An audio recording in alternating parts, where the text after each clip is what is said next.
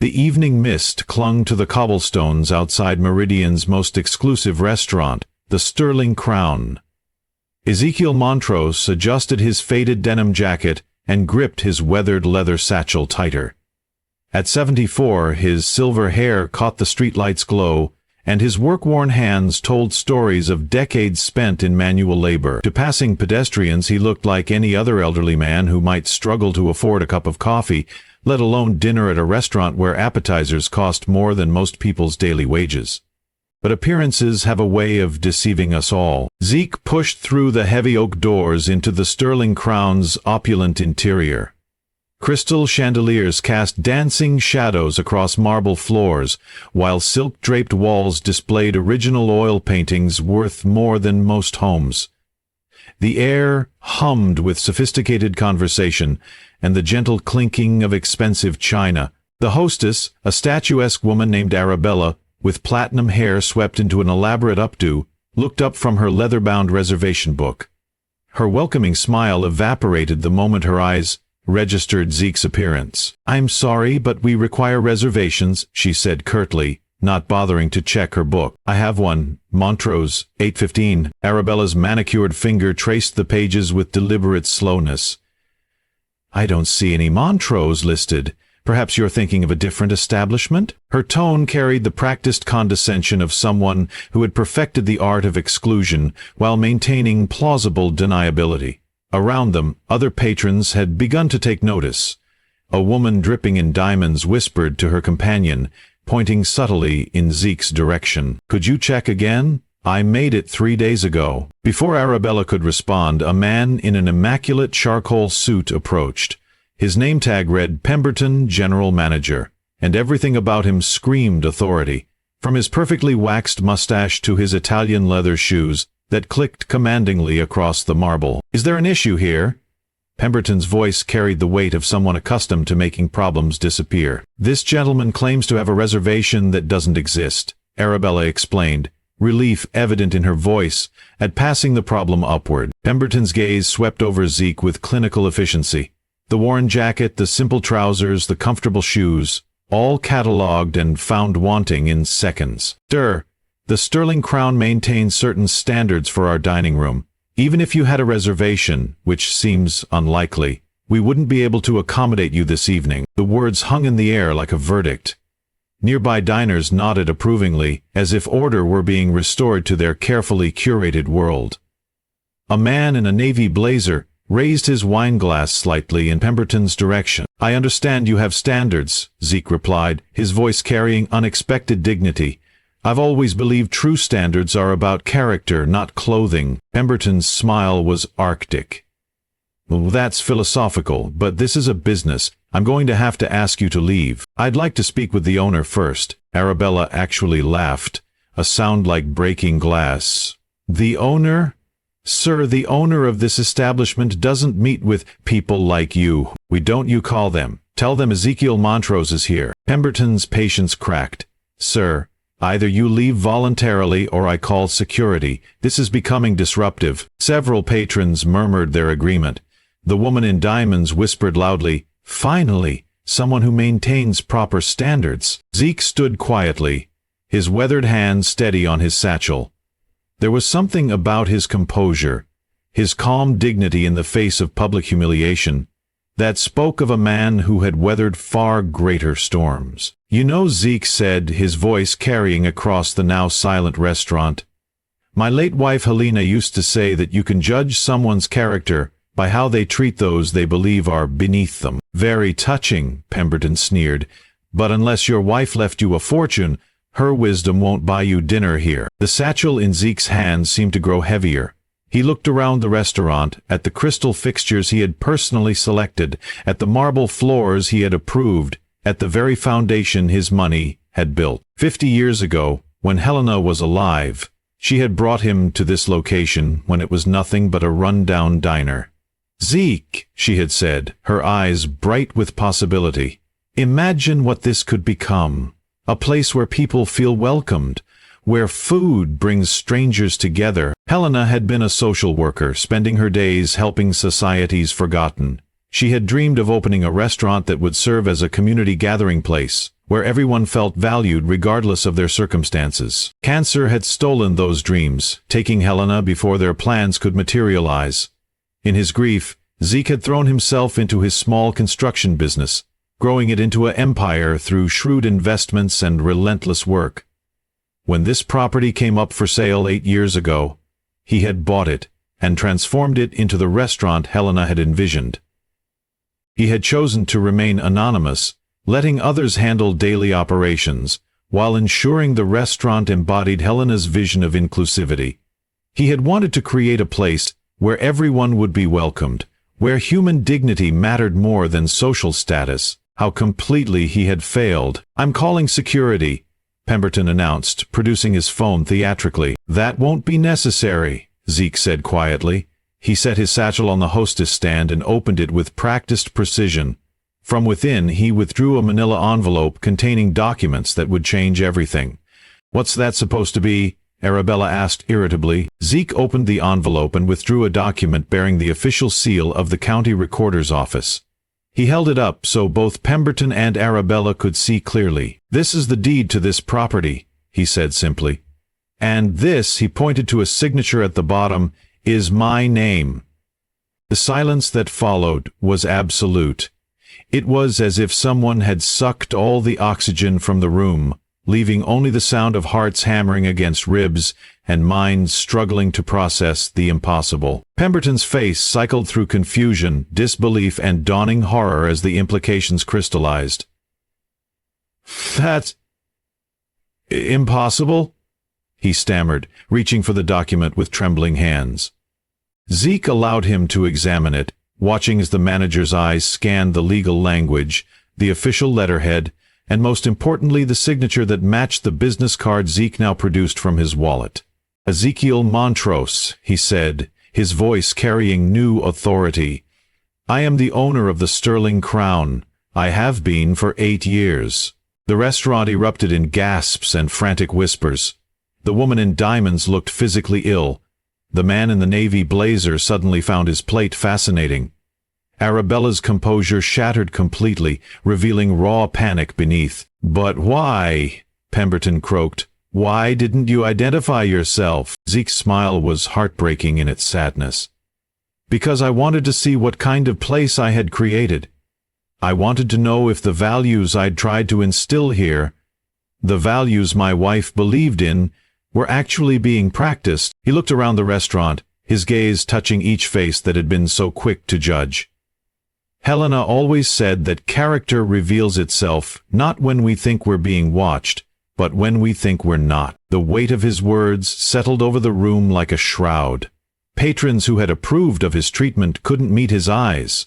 Servers who had gathered to watch began finding urgent tasks elsewhere. "Mr. Montrose," Pemberton pleaded, "I had no idea. If I had known—" "If you had known, you would have treated me differently," Zeke interrupted gently. "But that's the problem. Your respect was conditional on my perceived worth." He looked at Arabella, tears streaming down her face. "You saw an elderly man in simple clothes, and decided he didn't belong in the place he built. You saw someone you thought was beneath you, and felt justified in treating him as less than human." "I'm sorry," Arabella whispered brokenly. "I never meant—" "But you did mean it," Zeke replied sadly. "You meant every dismissive word, every contemptuous look.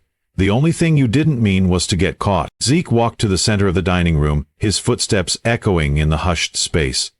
When he turned to address the room, his voice carried the authority of someone who had built an empire from nothing. "Ladies and gentlemen, I opened this restaurant 8 years ago as a tribute to my wife Helena. She believed that food could unite people, break down barriers, create understanding between strangers." His voice grew stronger.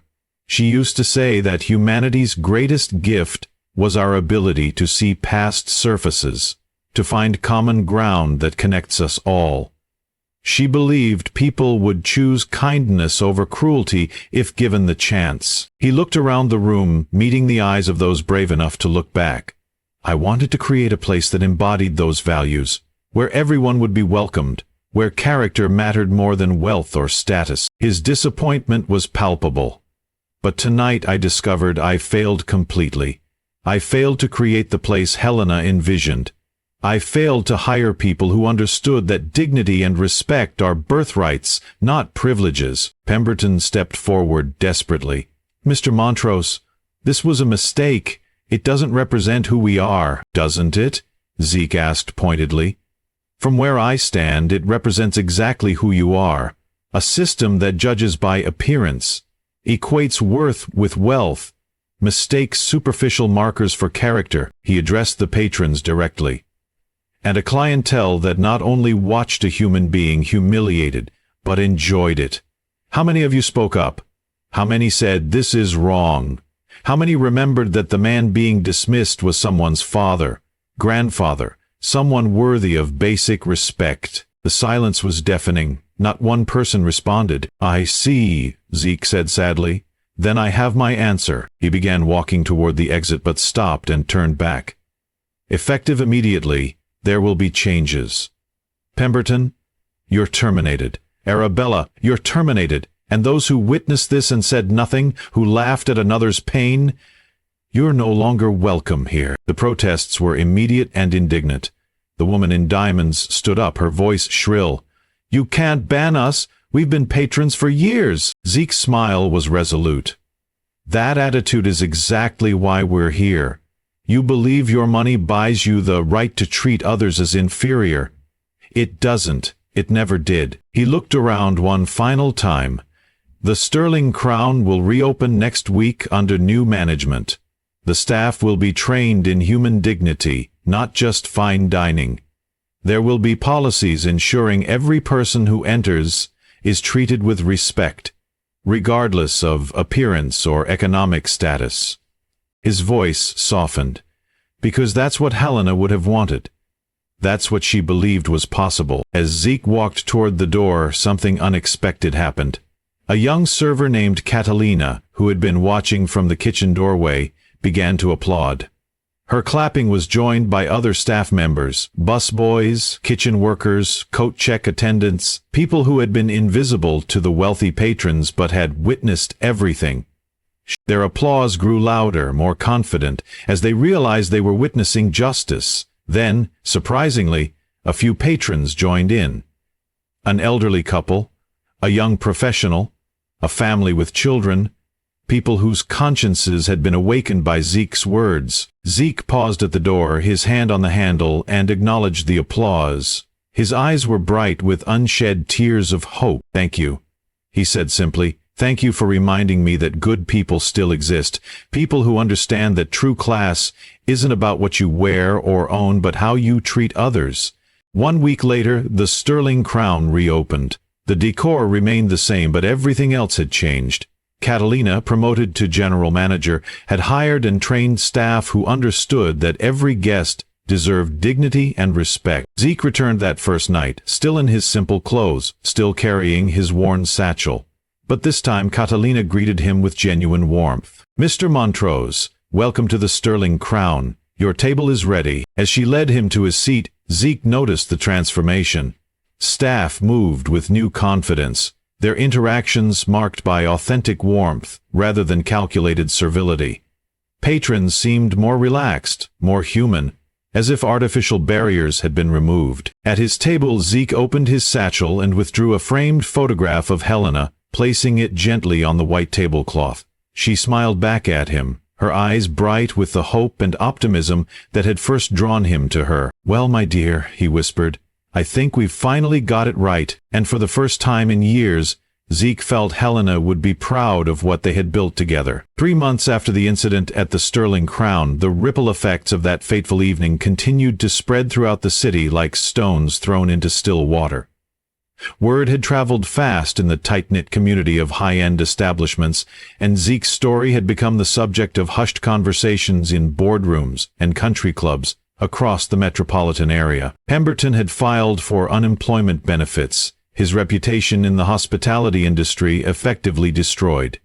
The video of his confrontation with Zeke, secretly recorded by a young diner and posted online, had garnered over 2 million views, with the caption, "When karma meets classism." No reputable restaurant would hire him, and he had been forced to take a job at a chain diner on the outskirts of town, a cosmic irony that wasn't lost on anyone who knew his story. Arabella had fared slightly better, finding work at a mid-tier restaurant where her natural efficiency was valued, though her arrogance had been permanently humbled. She attended therapy sessions twice a week, working through the deep-seated prejudices that had cost her the best job she'd ever had. In quiet moments, she still heard Zeke's gentle but devastating words. "You meant every dismissive word, every contemptuous look." But it was the transformation at the Sterling Crown itself that truly captured the city's attention. Under Catalina's leadership, the restaurant had become something unprecedented in the fine dining world. She had implemented what she called the Helena protocols, a comprehensive approach to hospitality that prioritized human dignity above all else. Every new employee underwent a 3-week training program that focused not just on technical skills, but on empathy, cultural sensitivity, and the art of making every guest feel valued. The changes were immediately visible. Gone were the intimidating reservation policies that had once screened out the undesirable. Instead, the Sterling Crown operated on a first-come, first-served basis for half its tables, with the other half available for advance bookings.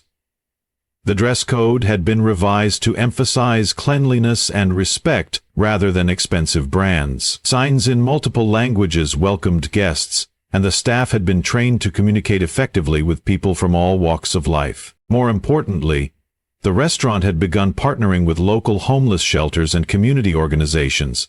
Every Sunday, the Sterling Crown opened its doors for Helena's Table, a community dinner where anyone could come for a free, restaurant-quality meal.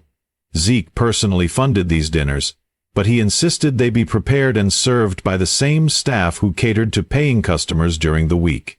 Marcus Rodriguez, a formerly homeless veteran, had been attending Helena's Table for 6 weeks when Catalina offered him a job as a prep cook. His weathered hands, scarred from years of struggle, proved surprisingly skilled at knife work and food preparation. Within a month, he had been promoted to line cook, his military discipline and attention to detail making him invaluable in the kitchen. 3 months ago, I wouldn't have been allowed through the front door, Marcus told a local news reporter who was documenting the restaurant's transformation. Now I'm part of the team that creates these incredible meals. It's not just a job. It's proof that people can change, that society can change. The story of Marcus, Catalina, and the Sterling Crown had caught the attention of Elena Vasquez, an investigative journalist for the city's major newspaper. She had been following Zeke's story since the initial incident, intrigued by the deeper implications of what had happened that night. Elena's research had uncovered the full scope of Zeke's philanthropic empire.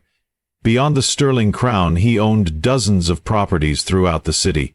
Apartment buildings where he kept rents affordable, commercial spaces that he leased below market rate to minority-owned businesses, and community centers that provided free services to underserved neighborhoods. What fascinated Elena most was Zeke's methodology. He consistently operated through intermediaries, shell companies, and anonymous donations, deliberately keeping his identity hidden. The Sterling Crown incident had been the first time in decades that his cover had been blown, and only because he had chosen to reveal himself. He's been conducting social experiments for years, Elena explained to her editor, testing whether people and institutions would do the right thing when they thought no one was watching. The Sterling Crown was just the most dramatic example. Elena's investigation had led her to Dr. Amara Thompson, a sociology professor at the local university who had been studying patterns of discrimination in upscale establishments. Dr. Thompson's research team had been conducting dignity tests, sending people of different races, ages, and apparent socioeconomic levels into high-end restaurants and documenting the differences in treatment they received. What Mr. Montrose did was essentially a real-time case study in implicit bias, Dr. Thompson explained. He created a perfect laboratory for observing how people react when their prejudices are challenged by reality. The professor's research had documented dozens of similar incidents across the city's restaurant scene. Young black professionals being asked for multiple forms of ID before being seated, elderly customers being rushed through their meals, or steered toward less desirable tables. Immigrants being spoken to loudly and slowly, as if language barriers existed where they didn't. The delicacy was beautiful. As the eyes saw them, they wouldn't have looked at a random, or terminal, or domestic barriers, as if language barriers existed where they didn't. The Sterling Crown incident became a watershed moment, Dr. Thompson continued. Other establishments started examining their own practices, afraid that they might be the next to face public scrutiny. Indeed, the impact had spread far beyond Zeke's restaurant. The Grandview Hotel, known for its exclusive rooftop bar, had quietly revised its admission policies after 3 staff members were caught on camera turning away a group of modestly dressed college students who were actually the children of prominent city council members. The Platinum Room, an upscale nightclub, had implemented sensitivity training for all employees after a viral TikTok video showed bouncers refusing entry to a young woman who later turned out to be a successful tech entrepreneur. But perhaps the most significant change had occurred at Meridian Financial Group, the investment firm where Zeke had been building his wealth for decades. The firm's managing partner, Jonathan Sterling, had been one of the regular patrons at the Sterling Crown, who had witnessed Zeke's humiliation firsthand. Sterling had sat in stunned silence that night, recognizing the elderly man being dismissed as his firm's most valued client. For 20 years he had known Montrose only as a name on extremely lucrative accounts, a mysterious investor who never attended client meetings or social events. He had assumed Montrose was some sort of trust fund heir or tech mogul, certainly not the humble-appearing man he had watched being escorted from the restaurant. The revelation had forced Sterling to confront his own complicity in the night's events. He had said nothing, done nothing, while one of his most important clients was being humiliated. Worse, he had actually felt a moment of satisfaction when the inappropriate guest was being removed, believing that standards were being maintained. Sterling's guilt had prompted him to launch a comprehensive review of his firm's client service practices. He discovered a troubling pattern. Clients with ordinary names like Rodriguez, Johnson, or Patel received significantly different treatment than those with names like Worthington, Blackstone, or Montgomery. Phone calls were returned more slowly, meeting requests were handled with less urgency, and investment opportunities were presented with less enthusiasm. We had created a 2-tiered system based on assumptions about wealth and status, Sterling admitted in a company-wide memo that was later leaked to the press. We were judging our clients not by their actual worth or investment acumen, but by superficial markers that had nothing to do with their financial capabilities. The firm implemented new protocols requiring all client interactions to be documented and reviewed for bias. They established a client advocacy position filled by Maria Santos, a financial advisor who had herself experienced discrimination earlier in her career. Her job was to ensure that every client, regardless of background or appearance, received the same level of service and respect. Meanwhile, Zeke had been dealing with the unexpected consequences of his newfound fame. The video of his confrontation with Pemberton had made him a reluctant celebrity, with speaking requests pouring in from business schools, diversity conferences, and social justice organizations. He had declined most invitations, preferring to let his actions speak louder than his words.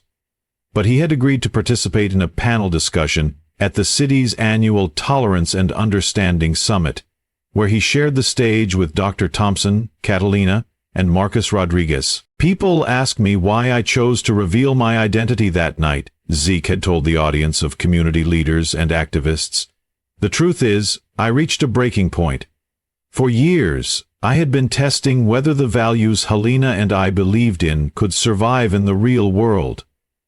That night I learned they couldn't, not without active, conscious effort to protect them. He had paused, looking out at the diverse crowd that had gathered to hear his story. But I also learned something else. When people are confronted with the consequences of their prejudices, many of them choose to do better. Change is possible, but it requires courage. The courage to admit we've been wrong, and the courage to do the hard work of becoming better. The summit had marked the launch of the Helena Montrose Foundation, a non-profit organization dedicated to combating discrimination in public accommodations. The foundation provided training, resources, and legal support to businesses that wanted to create more inclusive environments.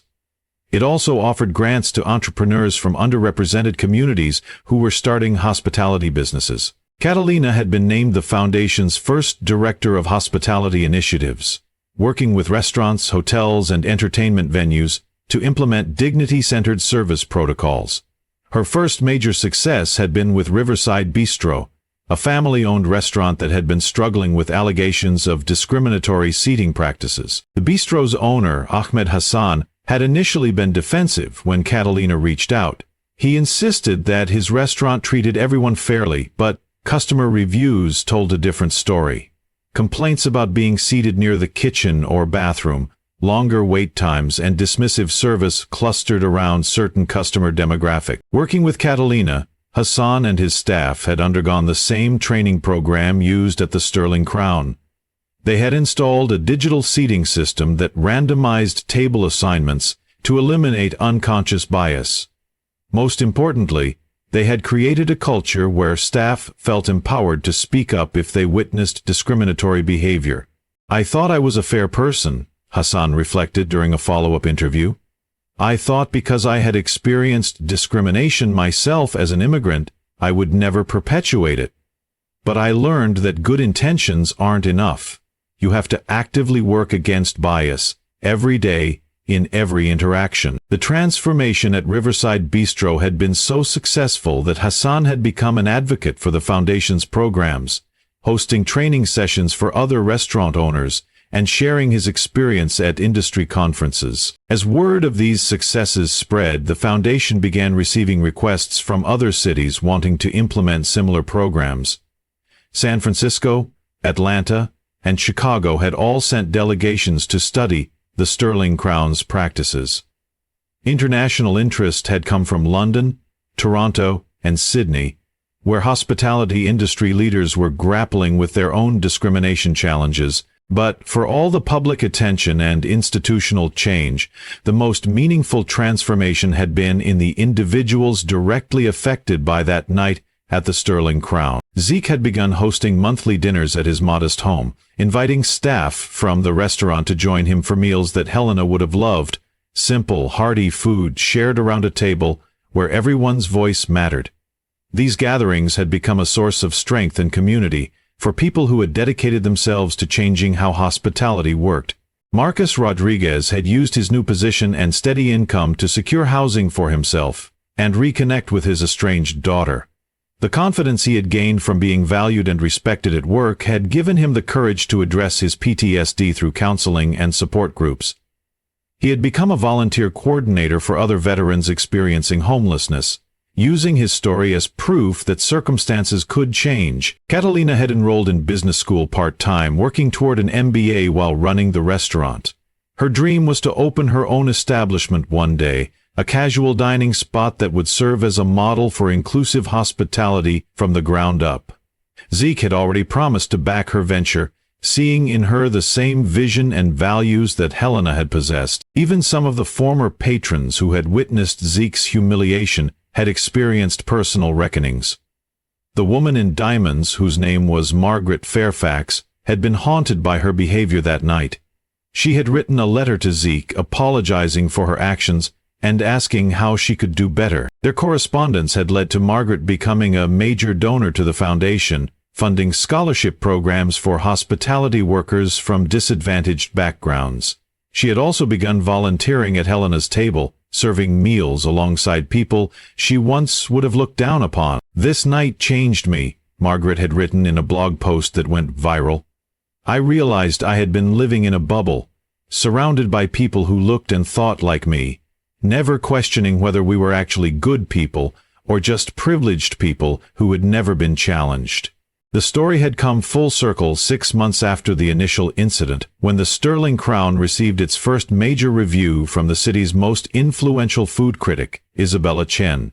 Chen was known for her exacting standards and her ability to make or break restaurants with a single review. She had dined at the restaurant twice, once openly as a critic and once disguised as an ordinary customer with no reservation and wearing casual clothes. Her review, published on the front page of the food section, had praised not just the cuisine but the entire experience. "The Sterling Crown has achieved something remarkable," Chen had written. "They have proven that excellence in service doesn't require exclusivity, that luxury can coexist with dignity, and that the highest standard a restaurant can maintain is the standard of human decency." The review had concluded with a challenge to the entire industry. Every restaurant claims to provide hospitality, but how many actually practice it?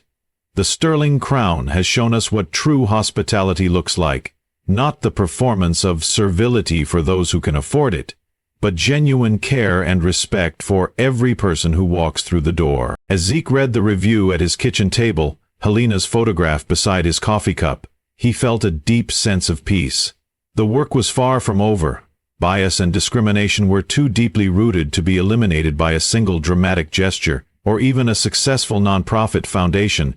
But change was happening. One conversation, one training session, one transformed heart at a time. The telephone rang, interrupting his thoughts. It was Catalina, calling with news that a group of hospitality students from the local culinary school wanted to visit the Sterling Crown to study their inclusivity practices. "Of course," Zeke said, smiling at the enthusiasm in her voice. "Helena would have loved teaching the next generation. Schedule it for next week and make sure Marcus is available to share his story." After hanging up, Zeke returned to his coffee and the morning paper. Outside his window, the city was waking up to another day of possibilities, another chance for people to choose kindness over cruelty, understanding over prejudice. The work continued, just as Helena would have wanted it to.